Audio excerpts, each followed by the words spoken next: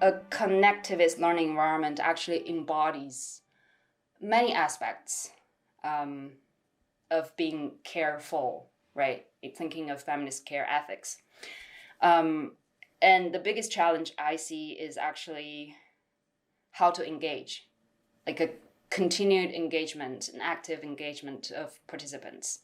And this has, from my perspective, at least two aspects. First of it is basically technical issues. Technical issues has also two dimensions. First of all, is like the technical infrastructure, right? How do you build an environment that could sort of regularly send out messages, emails, but that's actually the more important issue is how do we design a technical infrastructure that collects self-created knowledge and build them together and being able to feed it forward to each participants in this network.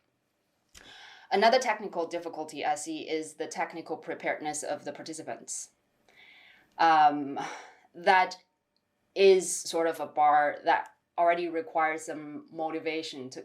It's not very difficult in that, say, if you want to build your own information hub, so to say, a website or Twitter account. But that requires a willingness to sort of get yourself familiar with that, engage with that technology as well. Another difficulty is the content, sort of learning habit, I would say, probably more precisely the learning habit.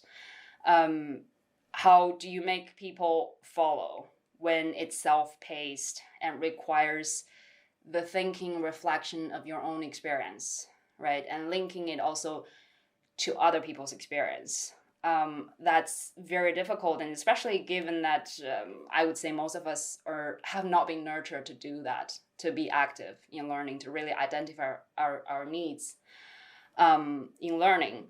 And this virtual environment, especially that lacks of face-to-face interaction, makes it only harder, and especially for early stage researchers and academics as a whole, we are constantly faced with time constraints. We just don't really have that time resource to be so actively involved in community building in this context.